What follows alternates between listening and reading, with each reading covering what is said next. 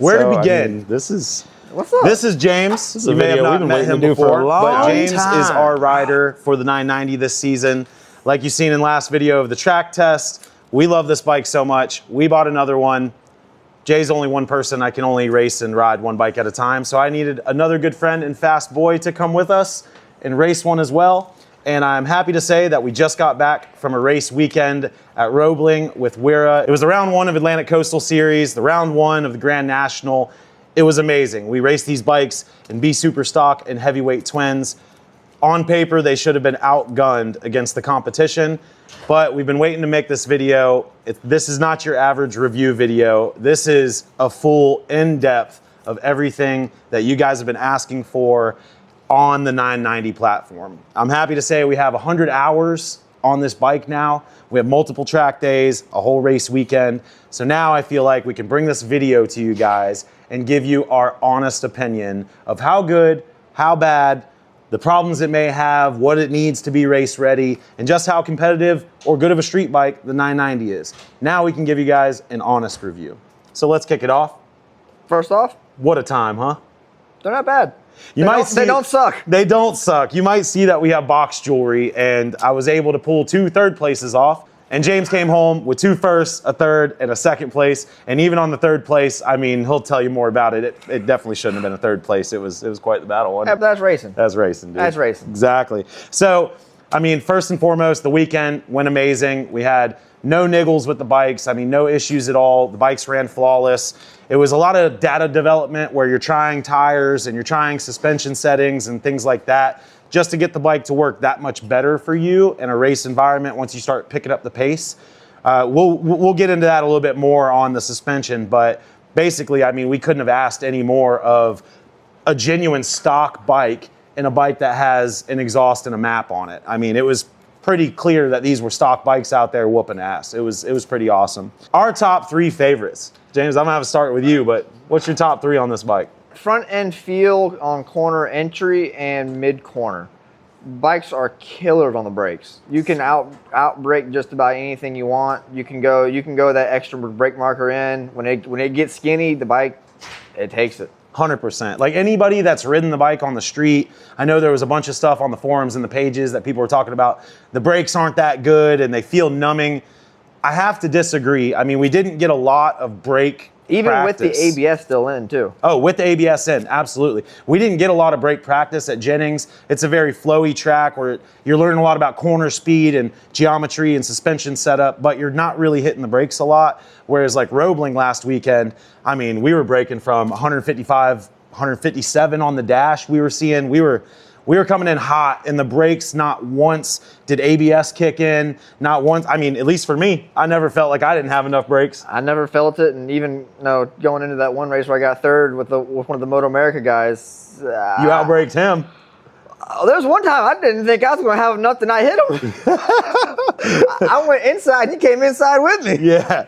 I mean, we were racing guys on like $30,000, $40,000, $50,000 bikes on these stock 990s. It was awesome. That was a hell of a time. Yeah, I mean, so brakes, definitely like, I know we're going to get into it's not perfect, but I'd have to say as far as like stock suspension, I mean, it is really good. It's not your K-Tech or your Öhlins, but I mean, as far as stock, like... I'm about to say box stock definitely use some work. As they sit now with minimal work done to them, it's not going to hold you back. 100%. Like if you're a street rider, even a fast street rider or an avid track dayer, maybe you go a couple times a year, it really is like the perfect bike to just suit up on Saturday and Sunday and then put it back in street trim on Monday and go to work and commute on it. I mean, it's great. We'll get to our, honest if you should buy it or not. Of course, we might be biased, but the suspension stock wise, I've got to say is like, it's really blown me away because a lot of stock bikes, especially on baby bikes, like this is a middleweight, right? Yeah. You buy a Panigale V4S for $30K, it comes with Öhlins, you expect Öhlins levels of suspension. With these, although it's WP's a great brand and they make great suspension, this is meant basically the same suspension that they put in their $10,000 Duke 890 990 platform. It's still built to a budget. Exactly, it's very budget friendly. So to get those kind of results out of stock suspension with minimal changes, it blew me away. What's your third favorite? Top end power. Top end power. Because by the butt dyno, it ain't there. You can't tell. But when you start looking at trap speeds, it pulls all it pulls all the so way through. much. It pulls all the way to the end of the straight, and I was thoroughly impressed with what it actually did going into turn one. Absolutely. We were racing, I mean, I don't know, at least tip-top super stock part-wise R9s and other super sports with built your R6s, built 600s. The biggest thing I'd have to say, and it's funny you say that, this bike is deceivingly fast on the top end. It makes so much torque down low that your corner exit, like your mid-range drive, people were talking about it all weekend. Oh, yeah. They couldn't keep up with the 990s coming out of corners because they just drive so hard out of there. And honestly, when you're riding the bike, I mean, now with 100 hours of butt dyno, like he says, you feel like all that grunt down low, but up top, you almost fall into like this false abyss of it just falls off, right? Like that normal twin falling off, but then you go back and you check the data and you're like, holy crap, this thing is pulling to like a freight train till red line. I was shocked to see it run like 154, 153 into turn one. And then like even compared to, do you want to know, are we going to compare it to the R9 already? I mean, we can. I mean, even people are going to ask. I'm about to say, even compared to a fully tracked out R9, no race body work, full system, no stock bike, but the work's done to it. Yep. It will out drag race an R9 without a draft. Absolutely. Now, a built R6, you're going to rely on that draft. Absolutely. I mean, we will go into a little segue of that, but when it comes to these next-gen super sport bikes, there is a difference. We'll talk about that more. Yeah. But what's your least favorites, you know? If you can come up with three. I mean, I know the bike's good, but what didn't you not like about the bike? Rear end traction on corner exit. Yeah. They pull hard, but you're fighting the back end. You're fighting the slide the entire time trying to go fast. I agree. And that also, I think, goes into that suspension category. I agree with you. But I say, if we had the equipment, a rear K-Tech, Olin's, WP Apex rear shot. If we had something we could play with a little bit with a proper spring rate and maybe a little bit better valving, I'm sure we could have worked that out of it. 100%. But with what we got, I mean, obviously it worked well enough. Yeah, exactly. I mean, and it's funny, I know what you guys are going to say. How is one of your top three suspension, but one of your bottom three suspension as well? Like I say, stock out of the box, it's really good suspension. Yeah. But once you start pushing that 8 tenths, 9 tenths, 10 tenths at the limit, it rears its head. Well, you know what I mean? It's in all reality, something simple. Just a heavier weight spring would probably take care of 90% of it. Exactly. Like I said, it's not in your face. It's just like it's in the background. And like I said, the proper weight spring to get the sag set right with having the right progression of spring through the travel, I think would fix a lot of it. Absolutely. What's another thing you didn't like about it? The sound the exhaust makes always makes you feel there's someone behind you. Oh, guys. The harmonics of the factory You don't even exhaust. understand what this bike sounds like, especially on rights. When you're fully leaned off this thing, it has this harmonic sound, probably about 7,000 RPM, that it sounds like a 4-cylinder tinginess. Or a triple. Which hurt me in my last race. Yeah, I mean, honestly, it's a good and bad thing because if you're out there whooping ass, it keeps you whooping ass because you always think there's a bike right on your backside. Legitimately. With a stock exhaust or the Acura, there's some weird harmonic, and it's again, you barely even notice it. You don't even notice it the first time you ride it, but when you start going fast and you're like, there's no way there's somebody behind me. And do the cardinal sin, look back. Yep. There's no one behind me. Nobody. You're being chased by a ghost. Yeah, I literally had a time where I thought there was a dude on my ass so bad that I turned around to look back at turn 9 and there was nobody. I thought the guy came around me on the right side as I looked back and there was nobody. It was the weirdest feeling ever. Yeah. I know it's little things, but it's just crazy how this thumping twin makes a noise that there's no way it comes from this bike, you know? Yeah, it sounds like there's another bike behind you. Exactly. And the only way you can tell the difference is on the last B super stock race we did.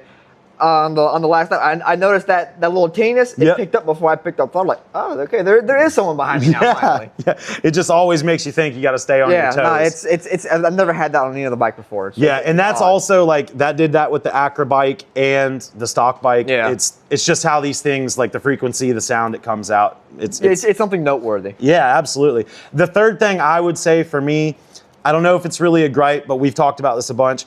James and I both have completely different riding styles.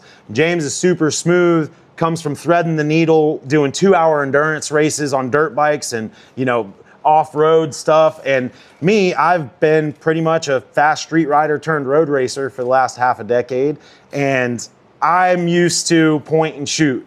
Big bikes, big power. You mess up a turn and you just snatch it back to the apex and get going. And this bike, I'm relearning riding this bike because although it's not like you can't ride it that way, it really rewards you when you ride it smooth and like a baby bike, almost like a 400 or an RC390 with a little bit more power. It's still a corner speed bike. It's still a roll speed bike, man. Drive it deep into the brakes, get on the gas early, and drive out of the corner. 100%. So my gripe, I have the Acra map on this bike, and although I love it, the bike's way more powerful, sounds better, of course, with the exhaust on it. I can't recommend the Acra map enough, but one thing I do want to bring up, because I know you guys are going to ask about it anyways, is the engine braking. As of right now, the Acra maps and the software update that we have on the bikes, they don't have the engine braking control. I wish it did, because I will say, although minimal, the B-bike that's completely stock, it does have a noticeable amount of engine braking. It's not like crazy, like a Super Duke or, something big and heavy, but you do notice at least an amount of engine braking that after riding it, for me, 30, 40 hours before putting the Acra map on it, you learn to ride the bike a certain way. Then when I did the Acra map, shoot, I blew the first 3 turns because I was like, I've got engine braking. Oh, and choo. So it's not really like a deal breaker or anything. It's just, you've got to like retrain your brain to ride the bike different. And it's better in most scenarios to have less engine braking. I just wish with my riding style, we had that engine braking control. Now that's coming, so I'll be patient. And for my riding style, I prefer the less engine braking. It keeps the back end behind you on the brakes. Nice and steady, exactly. Exactly, it makes the bike not step out as much. So this is a good segue. We made a whole category for suspension because it is, it's a touchy subject, of course. So most people, they're probably going to think it's stock suspension, it's crap, garbage, get it off of there. The reason we do these builds and we kind of slow roll them is because we want to show you guys what the bike really needs. Of course, we want $6,000 WP Pro or K-Tech or Öhlins or Bi-Tubo suspension, but at the end of the day, do you really need that? I think we can both agree the bike would be easier to set up in an all-around better bike with better suspension, but if the suspension is that good stock, let's at least give it a fighting chance and just try to change what needs to be done and see what we can do with it. I was about to say, building on that, it's good hardware. Oh, absolutely. I agree. These bikes come from the factory. They're set up to work. They're set up to work good enough for everyone. Everyone from your 4 foot nothing, 80-pound soaking wet chick to fat boys like us. Exactly. Exactly. You got to fit everybody. Exactly. It's got to be safe from the lightweights to the heavyweights, and when you put them on track, that just doesn't work out for larger individuals. Yeah, and especially like these bikes that we're going to get into the whole. This is not a street bike. I'm sorry. This bike was meant to go racing, but we'll get into that. Yeah. But at the end of the day, this is a production street bike, so they have to make the suspension somewhat soft enough so you don't blow your taint out every day if you decide to commute with it, you know? So on suspension, here's what we've done. We want to share everything with you guys and show you just what we've done and what these changes have done and whether it's good or bad to save you time and money. Maybe you don't need suspension. So the rear, unfortunately, with preload, high speed, everything, we've played with it 17 different ways a Sunday. We have it pretty set up as much as we can with the exception of a different spring. So we need to go a stiffer spring. Even if you're 180 pounds soaking wet or 235 like me, you're gonna need a rear spring. We've just, you end up getting like 7/10 of the ass end around and it's just grip for days. And then it just feels like you end up blowing the doors off the tire, and it grips, and it's searching for grip, manageable, You're but fighting the back end. You're fighting the back end on corner exit. you're fighting the back end. And of course, that also transfers from just how good your front suspension is. But at the end of the day, front suspension's usually the softer one of the two. So we pulled, and I say we, but James went ahead and pulled all the forks apart. I mean, we did everything from compared numbers of 3rd gen, 4th gen Super Duke springs to, you know, what's off the shelf race tech springs. Like we tried everything, and what we fell on was basically a 14 millimeter spacer and a little bit heavier fork oil. I mean, it got it dialed in. It's the poor man's fork card. It is. And it's more that for your average, hell, even for your average, you know, advanced track day rider, it's more than adequate. More than enough. I mean, if you did that, honestly, I'd say if you're just a track day rider, you know, an advanced group, I mean, we're even talking high end of the advanced group. I don't see anybody under the weight of 250 with gear on outriding that front suspension now with a 14 mil spacer and heavier fork oil. Yeah. We also put, what, 7.5 in it? So on my bike, they're set up almost identically. Both of them have 14 mil spacers on the factory fork springs. Mine has 10 weight on both the compression and rebound leg. Yours has 10 weight on the compression leg. And I want to try something just a little bit different. And it's got 7.5 on the rebound. It made no difference besides where the clickers were. Yeah, absolutely. But either way, I have more. I'm sitting in the middle of the clickers as far as compression and rebound goes. And I mean, fork travel is looking great for winning races. Absolutely. As you can see here, this is like what you want out of fork travel. Crazy story is after we went to Jennings a couple weeks ago, we were preloaded up. I'm talking about there was almost everything you could throw at the front suspension. Yeah. And we're looking at it and we're like, you know what? We still got inch and a half. Inch and a half. 15 mil. Exactly. Thought it was plenty. We're not mechanically bottoming out. Man, James took the forks apart and was like, we're lucky that we didn't bend both these bikes. Yeah. We were bouncing them off the bump stops in the front fork. So a lot of you guys, especially owners of this bike, you're probably going to complain about the front end just feels like crap. For one, if you're riding this bike on track and you don't touch the suspension at all, that's a terrible idea. Like, the bike is good. Get with somebody. If you're not comfortable touching suspension, just get with somebody, at least set it up for your weight and do some sags. Oh, yeah. Like, I'm telling you, it is a really good bike out of the box. To add on that, for how fast we were going around Jennings while hitting the bump stops on the front forks, you didn't notice it that bad. No. You felt going to corner, you felt the front end push weird sometimes. Absolutely. And let's look at the fork travel. It's where it should be, but it already it wasn't. It was never like over the top. Yeah, no, it wasn't like you go into a corner and all of a sudden it's just going to low side out from under you. Exactly. Which, for how soft the front suspension was from the factory, the bike felt remarkably good. And that's one thing, like, I mean, we'll talk about it more, but like overall with this bike, it is a perfect do-all bike. Oh, yeah. Like, anybody can jump on this bike and feel comfortable enough to, you know, if you're a beginner starting out, it doesn't feel fast. I mean, it rewards you when you start pushing the bike, but it has enough torque down low that it gets you out of a hairy situation without having to push the bike 10/10. Well, that's also a compliment to the bike. It doesn't feel fast, but it is. The bike works. The bike does what you want it to do. There's no drama. It just works, and that's a compliment to it being, at least as a race bike goes. Yeah, it might not be the most exciting on the road. Yeah. But when you're trying to chase numbers, that's exactly what you want. Exactly. It does exactly what you want. Nothing you don't. There's no drama. Exactly. So, I mean, suspension-wise, get you a rear spring, a little bit heavier, maybe a 10.0, a 10.5, whatever. On the front, run a 14 millimeter spacer.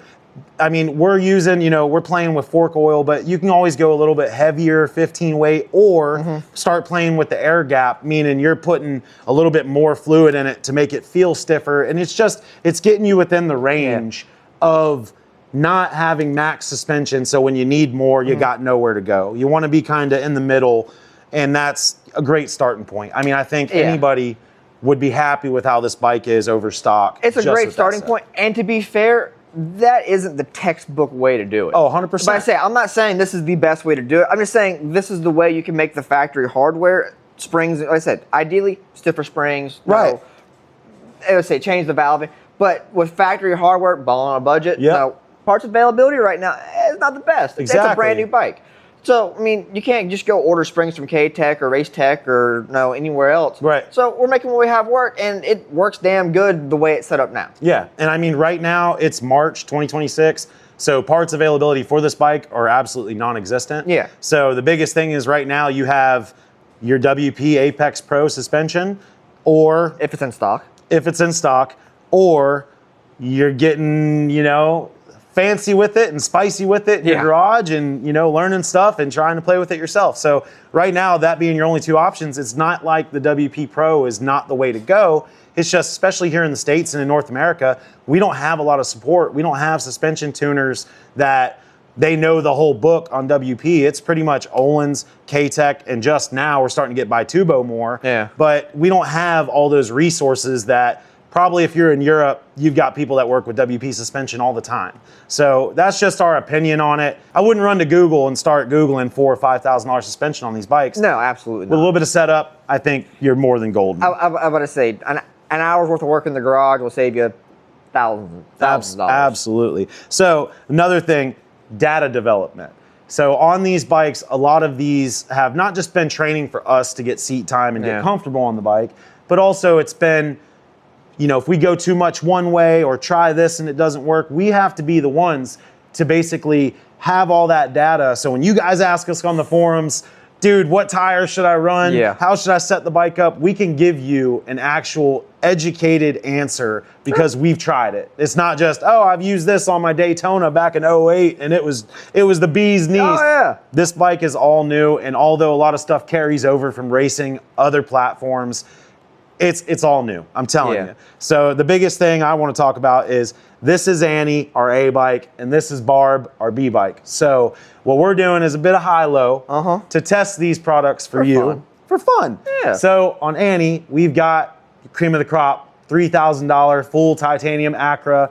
And then on Barb, we've got a full stock exhaust. Well, stockish. I was about to say, are we going to go into that? I guess we'll tell them what we did. All right. Are you going to tell them? I'm going to tell them. I'll tell them. So what we did is on the exhaust, it even has the bread box still. And if you look at this, you wouldn't even think that this is a glorified aftermarket exhaust. But what James did is he cut out the primary catalytic converter that was in the front of this thing, and he welded in a piece of straight through pipe, and it runs, sounds, everything. I mean, debatably, just as good as the Acura. It's not quite as throaty. I will agree. It's not quite as throaty. You get a little more pops on D-cell, but essentially with the stock exhaust for pennies on the dollar, created a full flow-through exhaust because the factory breadbox factory silencer, everything's still there. I was amazed to look at it. The flow-through. Yeah, there's no restriction. There's no in the baffle breadbox. restricting. No restriction. It's just flow through right up that big thing. It's just a giant resonator. Yeah, and even after eliminating the front cat, it was like saving 4 or 5 pounds there. So yeah, you'd save another 5 pounds off the bread box. That's nothing though. But you're talking $100 plus Acura tune or $3K. It's like a lot of these guys, you're on a budget, you want to have fun on a great bike. Yeah. It's such a great bike out of the box to where you might not even need that exhaust. If you got it like that, go and get it like that. Yeah. But we're not saying you need it. That's the biggest thing. We put his bike on the Acura map with the stock exhaust. I can't give you comparisons yet because we've been so busy we haven't even got a chance to take him to the dyno, but I'm really curious to see what the difference will be if there is a difference.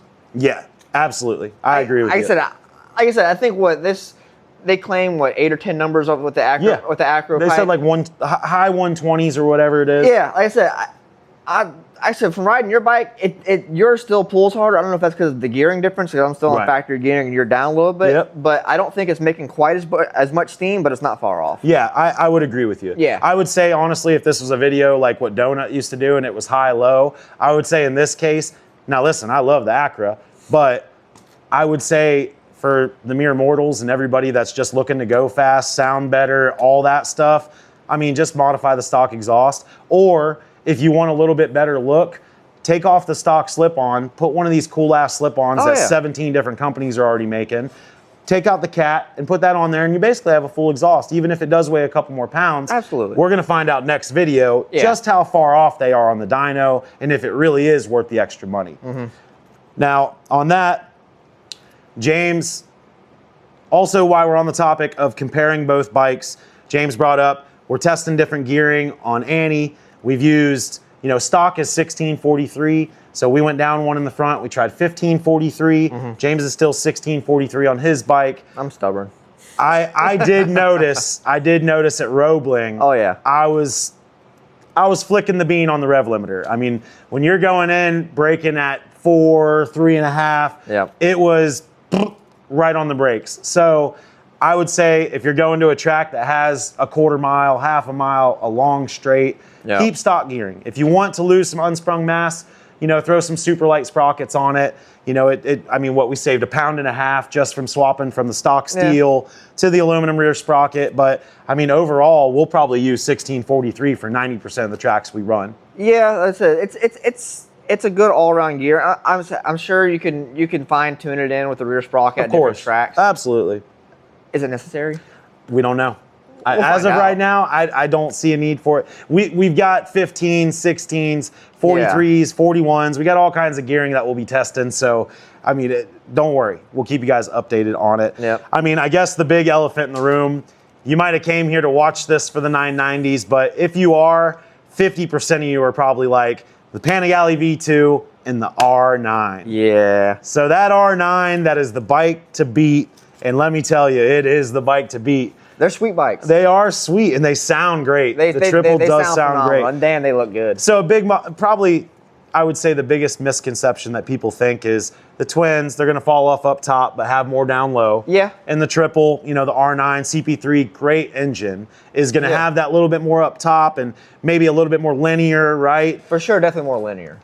You want to tell them? Down the straightaway, this bike will out drag race an R9 every time without a draft to turn one. Yeah, coming out of that back corner, I'm telling you. I say dead nut start. It will drive around an R9 no problem. Well before by about the time you get to the finish line. Oh, absolutely. And I'll say, like, so I didn't do the best this weekend. I definitely had a lot of room for improvement, but I was facing tire warmer issues. So we were catching some rain. It was Mother Nature. Everything was against bells. And I'll tell you, oh yeah, the mud. Oh my God, look at how bad it was. It was 3 inches of water at certain points. Like, I was fighting tire warmer issues, and I gotta say, there was a time in my race, one of the races I didn't place in, I dropped back probably 8-9 seconds from this R9, and it was like, we were running similar times the whole weekend, and then it was like after 3 laps, my tires started coming up to temp, and I just felt way more comfortable. I was able to draft right up to him, and this bike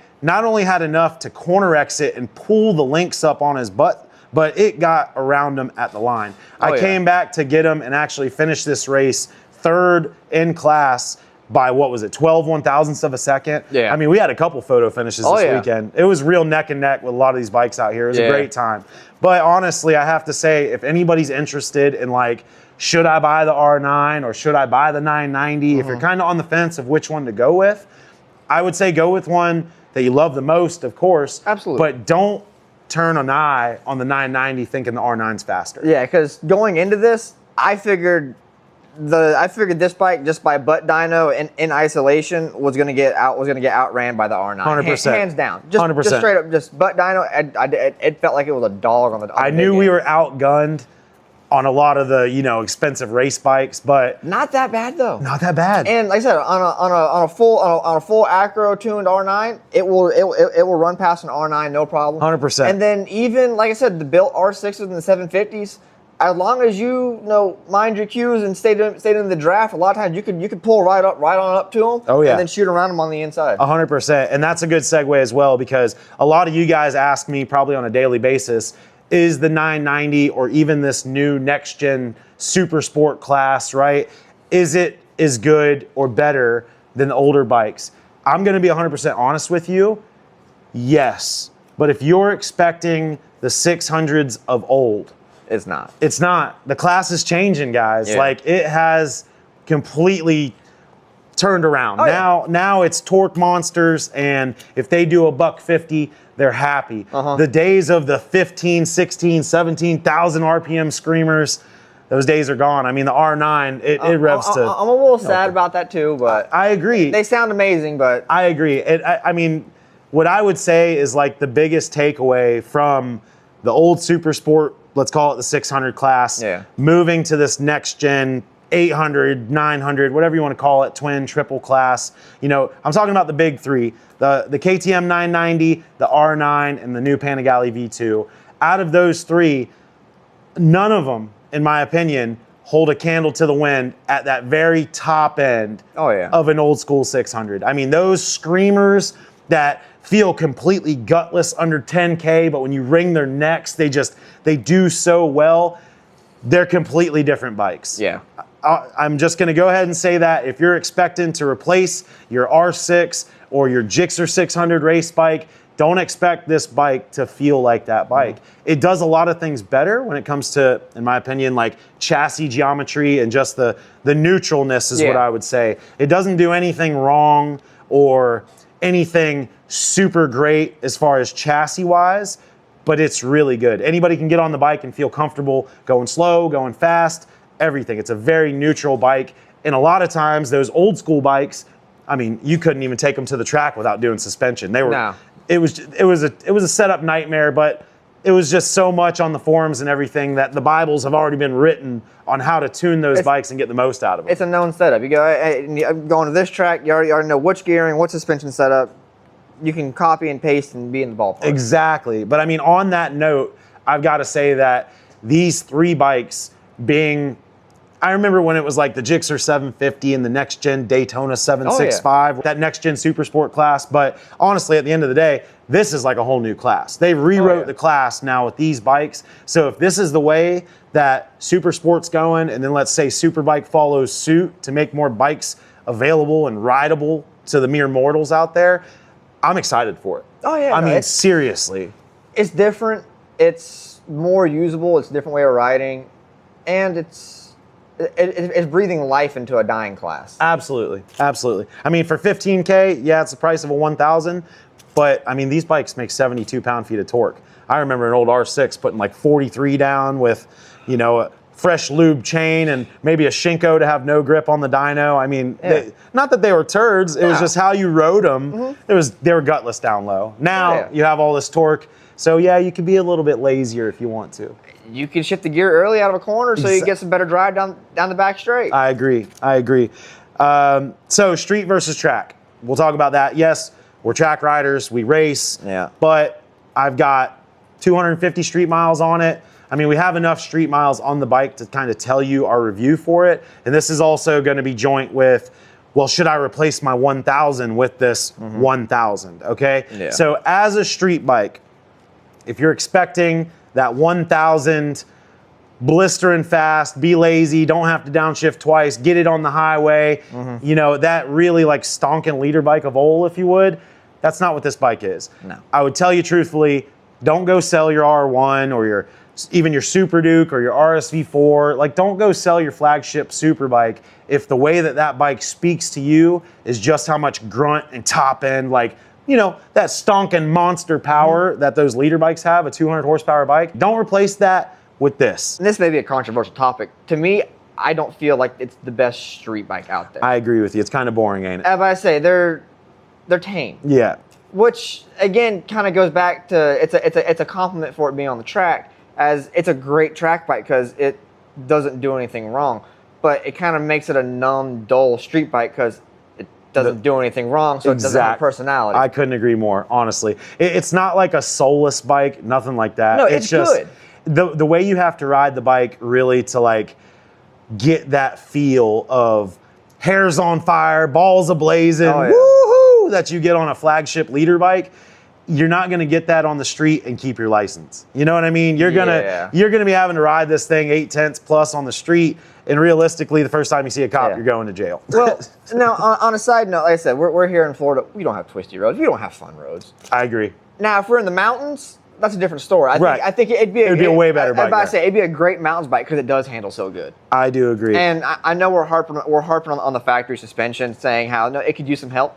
The chassis wants to work. Oh yeah. I'm about to say, yeah, the factory suspension may not be quite up to the task as it sits out of the box, but the chassis really wants to work, and the thing would be a riot in the mountains. Yeah, that's one thing, you know, about the chassis is that it has this bar that goes from the left to the right side of the frame that the exhaust, it kind of sits in, but that bar actually creates rigidity between the frame that makes it, I mean... It's stiff. Yeah, compared to the 890, that's what a lot of people ask us is like, how is it over the 890? It's a completely different chassis. It doesn't feel like... And the linkage rear end, too, is doing a lot of work as well. Yeah, the wishbone thing is pretty cool. It's an interesting style rear end. I haven't seen something like that before, and no, I'm not a suspension guru or expert, but it was looking at it, it caught me by surprise at first. Yeah, it's definitely a cool, different it's suspension. something different. Before we go to buying one of these to become your race bike, we might have to talk about something. This is a little funny one. So we were at Jennings a couple weeks ago, and I know where this is going. Yeah, you may notice on Barb, the B bike, that it doesn't have that really bitchin', that really cool bitchin' rear spoiler, you know, valance thing that's on there. Yeah. Yeah, let me go grab it for you. Yeah.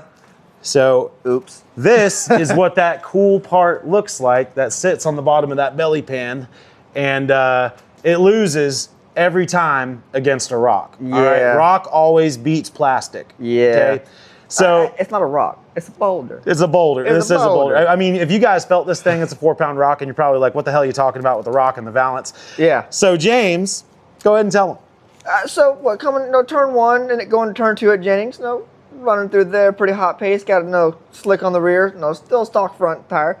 We're going at a pretty good clip. Oh yeah, you were cooking. Yeah, no, coming out of there. No clip. Clip foot. 4th gear going into turn 2. Yep. And then all of a sudden, front is off the ground. Oh yeah. I'm like, oh, that's neat. I'm like, and then going back around track. I see a boulder, and then I see what I believe is the rear of my belly pan. I'm like, I think that's mine. I'm gonna go ahead and pit in.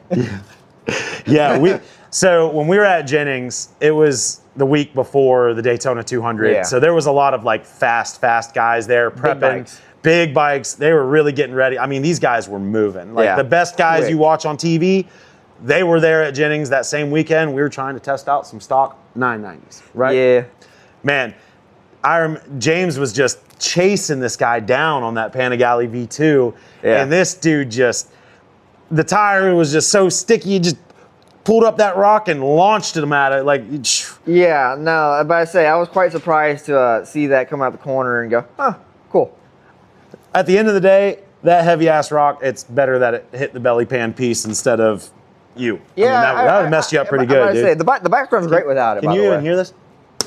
Can y'all hear how heavy that rock is? I'm telling you. Yeah. All right. Enough of that. Back to the show. All right.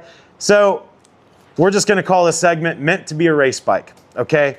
KTM made this bike for you to go race it. We are completely no longer fooled. 100% agree on that. Yep. KTM may be the best troll brand in OEM manufacturing of any vehicle ever. Okay. A lot of bikes, let's even take the Super Duke, for example. Put some race parts on the Super Duke. Yeah. That Super Duke will throw an error code if you sneeze it and have the key fob too much out of the angle when the stars align. If you do a burnout, it'll get mad at you. If you do if your traction control comes on the way it wants to crack it, I'm telling you, and this isn't just KTM, but all bikes always have these little issues when you start pushing them and doing things maybe you shouldn't be doing on them. I gotta say, just with like the warning lights alone, I mean, what else did we notice this weekend? As far as electronics go? Just everything. Well, going back to electronics, the factory electronics on these, as far as your slide control, your TC, your quick shifter, auto blipper, they're surprisingly good. Yeah. I mean, didn't have ABS intervene one time. No, same here. I mean, like I said, I'm partial to my 2020 Super Duke. Yep. No, it's on forged wheels, everything you can do to it, built suspension, whole 9 yards. That's my baby. Yeah. No, that's my do it all. No, I do track days, mountains, commute with it. That's my baby. Electronics are garbage on it. Oh yeah, 100%. It's a 2020 bike. You have to go on the track. You have to turn them off. Oh yeah. Completely I mean, off. honestly, it's like all the bikes we're used to riding. I mean, pretty much pick any of your favorite bikes. They all have, as Doug DeMiro would say, quirks and features, right? They always have these little issues that might not be bad, but when you ride a bunch of bikes, when you're pushing them hard, they definitely show where they have weaknesses. Some do it better than others. Oh yeah. I mean, like the S1K, the new Panigale, like those electronics. I mean, they're pretty good. Yeah, 10 years ago, that's World Superbike technology, really. For sure. But I mean, these bikes, to do everything that we did on them in literally stock form is like mind blowing. You couldn't do that 10 years ago. No, I'm telling you. Like I said, the slide control, that's the one thing that impressed me is, you can rear steer the bike, you can kick the back end out, and I never felt the slide control kick in. I'm sure it may have been there in the background. Yep. But there's a few times where I had to turn out of it to get the back end around. Yep. To get it step back in line. And I felt like I'm still the one saving the slides, and I never felt the bike yell intervene. Exactly. Which if maybe it never did, or no, it's just doing a better job. And if that's the case, then kudos to KTM. Well, bringing up the slide issue, one of the things that James and I are testing is Annie's on the 190 rear and Barb's on the 180 rear. Yeah. I did try a 180, but with the warmer issues, I didn't really get the chance to like compare apples to apples. But I'll say James has rode both bikes, and mine is noticeably tail happy. It is slippery. You wouldn't think that. It's a wider tire, and honestly, we know it's due to geometry and getting that rear spring set Absolutely. up. But he's getting way better results. Yes, he's the faster rider, but bike setup, he's getting way better results out of that 180 rear instead of the 190. It feels like there's almost no grip, like the tire's burnt up. Yeah. I mean, we tried 30 different pressures. We tried everything. Pressure. Okay, it's like, for example, my bike on a 180 SC3 has more grip than a fresh SC1 190, which off the top of your head, that should never be like that. That should never be like that. No. Your go-to on any middleweight super sport bike, especially nowadays, R6 190. Well, everything. It's gonna be a 190. Yeah. And so far, at least with the factory geometry, springs, suspension, whatever you want to call it, 180's been pretty killer. Absolutely. I mean, I would say, like, of course, that's probably where this bike's going, right? Once you put the bling suspension and everything and really get it dialed in. It's going to come eventually. It's going to come eventually. But as of right now, at this point, making this video, I'd say run a 180. Don't run to run a 190 and kind of fight the traction issues we're having in the rear until the suspension's set up for it. So a big topic of KTM is parts availability. So a lot of you guys, especially you 990 owners, you already know how hard it is to get parts. I know people that have ordered parts in October, November, and still haven't received their parts. Yeah. So it's great that, I mean, we're a shop that makes parts to sell to people, but at the end of the day, the whole reason we started doing this is to make parts because nobody else offered them. Yep. Or we didn't really like the design, that was readily available, so we changed some things. But as far as parts availability, anything you guys need, we have parts. Anything you guys need that you don't see anybody else make, hit us up. We make parts. So two of the biggest things you'll see on the bike are the belly pan and the tail. This is our super sport tail. This is our super bike tail. This is a little bit more boxier. So maybe you run with an org that you have to put number plates on the side, or you like the bump pad on the back. You can put it more on this, gives you a little bit more space to, when you push back on full tuck, you've got a little bit more of a bump stop here on this tail, where this tail, it may be opinion, but it looks a little better. Just a little bit. I like it better. I agree with you. I definitely think this is a little bit nicer looking, but you'll see the contour, it doesn't really have enough to put stickers on the side. So we offer both these setups. If you guys want one, I mean, get with me, DM me on Instagram, Facebook, whatever. We sell them for $250. They are 3D printed, but they're carbon fiber. So, I mean, look at these things. We were worried about them melting. Well, that's one thing you turn me into a believer on the 3D printed parts this weekend, because I was doubting the belly pan from the get. Another funny thing about the belly pan, I see James, I don't know, maybe a few times a week, and we're printing belly pans around the clock. Yeah. And he goes, I mean, do you think that's even going to pass tech? I think the last thing he told me was, I'm bringing the Super Duke and race trim just in case the 3D printed belly pan doesn't pass tech. And I told him, you just got to trust, man. You got to trust. Hey, you turn me into a believer. Like I said, I'm call me old or whatever. I'm anti 3D printed parts. Oh, I agree.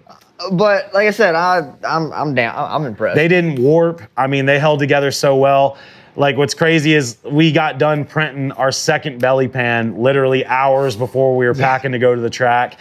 And we never even had a chance to test them, right? We knew they were going to hold structurally, even if James didn't and he was doubting me. I knew they were going to hold structurally. But one of the funny things is the purpose of a race belly pan is to hold 4 quarts or more of fluids so it doesn't oil down the track and you risk the safety of others. You know what I mean? Somebody's dropped coolant down there, you high side your bike due to no fault of your own, you're gonna hate that guy. So everybody has a race belly pan, and our torrential downpour that we got Saturday night into Sunday morning, off and on Sunday, James literally had to drain his belly pan. As I say, when we make a finished product, put a drain plug in it. Yeah, we'll put plugs in them. We're working on it, guys. We're new here. Hey, Hey, for it being printed literally 24 hours for going in the trailer. Well, I'm just saying it's either that option or the other one that you can buy right now online.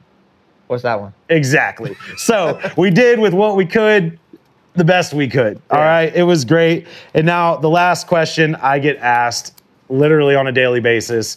Should I buy a 990? I mean, how many times did we get asked that this weekend? What? How about the 990? Well, I was about to say, it's definitely a hot topic in the pits, that's for sure. After every session. Everybody. Every race, every practice. On the wall, they were watching yeah. them out there. Like, people just love the bike. I know it's a new bike, but you got to understand from like a racer, like track day perspective, this bike is the talk of the town. You know, should I sell my bike, you know, to go to this next gen super sport? Which one should I buy? Because there's 3 cool ones out right now. And it's like, I think every time in between practices, you know, going to eat, I mean, it was like every time we walked back to the paddock, there was somebody just sitting there patiently waiting, pick our brain on the 990. Also, anybody that, if you were there, you know, and you came up and talked to us, and, you know, we had an awesome time. It was a pleasure to meet you guys. Seriously, we had a great time.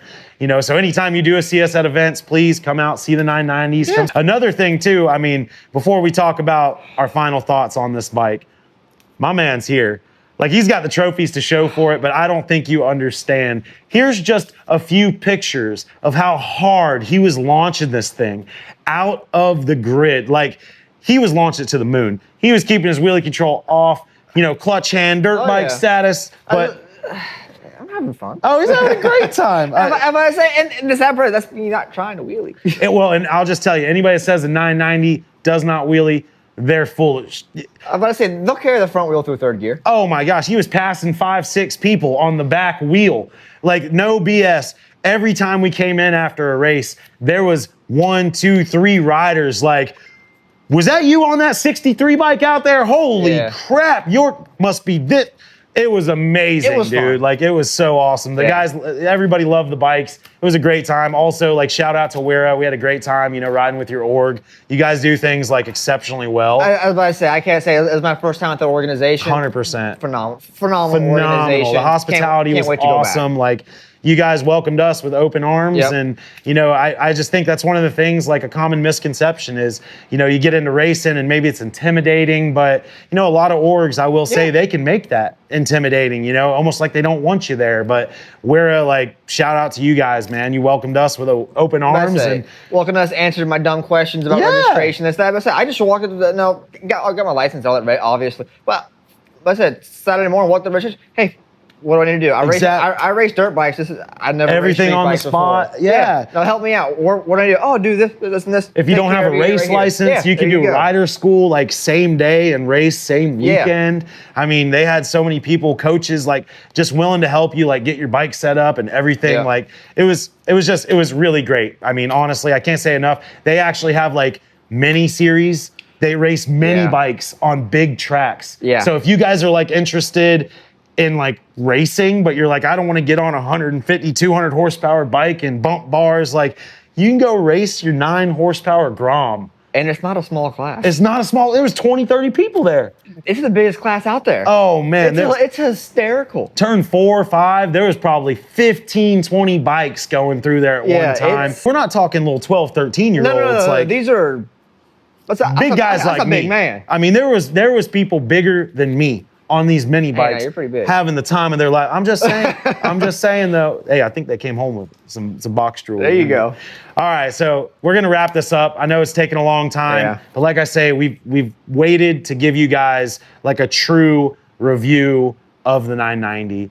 And I have to say, if you're in the market for a new super sport, if you're in the market to add on to your balls out stonking leader bike that you have, or maybe you have a baby bike, if you want the perfect bike to upgrade to and just have a little bit but not too much, I would skip any R7s, the RS660 Aprilia, any of those middleweight twins.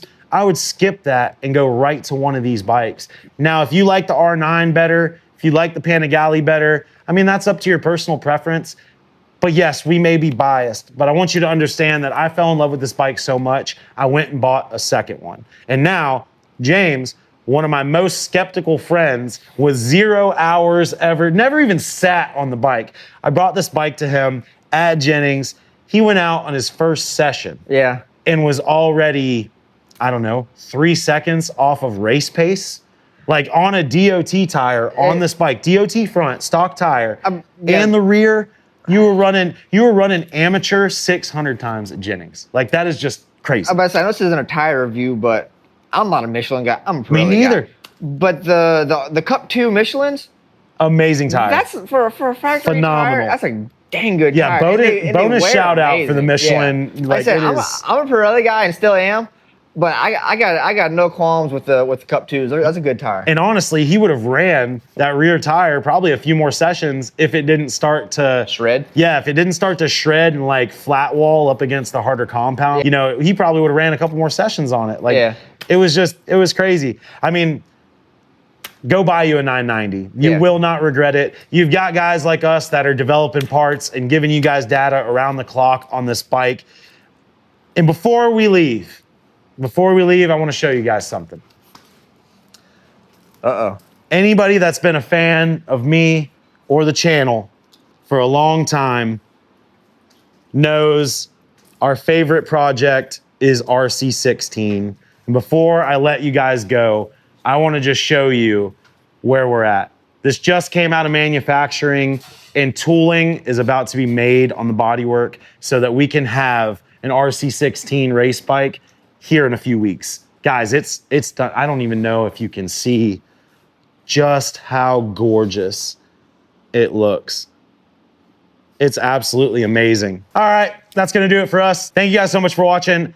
Before I let you go, I do want to talk about a few things. You probably like the hats. You probably like the shirts. We do have race merch going up on the website. If it's not up there, day that this uploads, be patient with us. It's coming, as well as the race and street tails, the belly pans. They're all coming. All this stuff will be released on the website within the next few weeks. We got 3D printed versions coming, fiberglass, carbon fiber, all that stuff. I get probably 5 messages a day about race bodywork. Don't worry, your man's working around the clock. Race bodywork's coming as well. I just want to shout out all these companies. Like, I can't even take the time to do them one by one, but Plus knocked it out of the park with our new gear, and you know, the suits are great. The suits are great. I mean, they're really good. That kangaroo is amazing. It is. It's awesome. Also, shout out to all you guys that really have been supporting us and buying cool parts that we make, you know, for the track kits and all the parts that we have for the 990. Like, shout out to you guys. I hope you guys like the key tags and everything that we sent you, and those personal letters, those are from me. So thank you for your purchase, and really just thank you guys for your overall love and support.